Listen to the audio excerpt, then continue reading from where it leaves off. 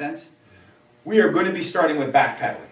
All right, there's a very famous example, guys. I think you guys have all heard of it. It's called the trolley experiment. It's a psychology experiment in 1967. This is the idea. People are in a trolley, a tram, a bus, a train, whatever you want to call it. The train is going down tracks. The train is going to hit 5 people tied on the tracks. They are certainly going to get mangled, probably die. You have a lever.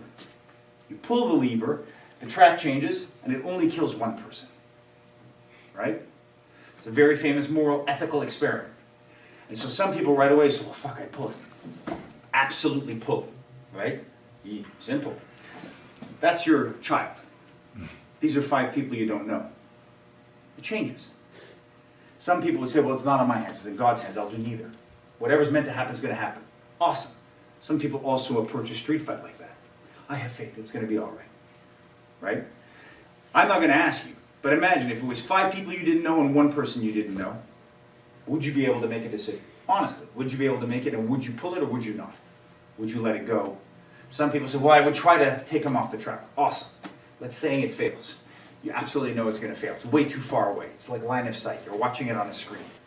You had no choice to pull or to watch. Would you pull it? Right? It's a tough one. Now, what if these 5 people were people you didn't know, and that was you? Right? Is it easier? Does it change for you? Maybe it doesn't.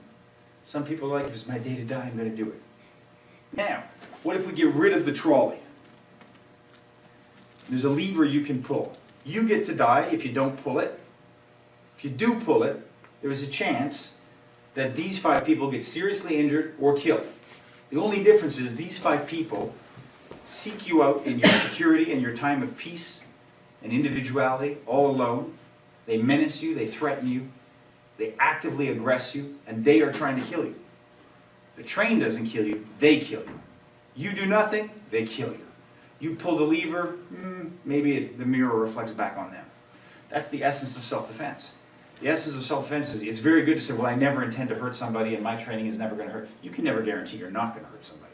You can say you don't want to, you don't want to try, you don't want to hurt them. But the reality is a single punch can kill somebody. A slap can kill somebody. You hit a guy in the head, he loses balance, he falls down, hits his head on the edge of a chair. He's paralyzed for life. Killing him might have been easier. Now you got to deal with the fact he's a vegetable. And that guy may have been a dick in the minute. He may not be a dick all the time, but in that moment, good person, bad day, as Richard Dimitri says, right? Different from bad person on a good day. You don't want the bad person on a good day, the serial murderer feeling really energetic. They had a good sleep last night. I need to go find a blonde. That's not good, right? We're talking about people seeking you out. So they may not necessarily be bad all the time, but right now they're aggressing you for whatever reason. And good people do bad things. Good people get lost in riots and mania and conscience. They go freak out. They start smashing. What happens?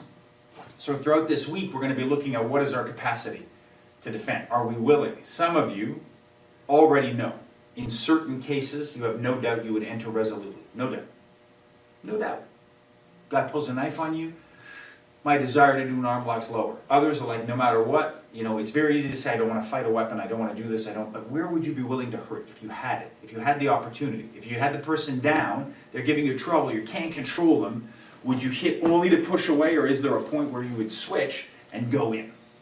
Would it change if, when trying to address it, the person cut you 5 or 6 times, stabbed you in the stomach, you space back, you feel the rage, your body gets cold, you have the choice. You go into that place where you get cut, that cold tingle, where you're looking at it, you have that happening, or you have the choice to go, fuck, and go in. Where do you go? Person's going, and if you start hitting that person, they get a little bit weak and they start backpedaling, would you chase? Right? If you came in and found somebody raping your wife, your mother, your child, and you went back, bam, and you hit them and they spaced out, they pick up a lamp and they come at you, would you be more aggressive than in defending yourself? We're all different, but chances are that would trigger you more. Right? So that's what we're going to look at.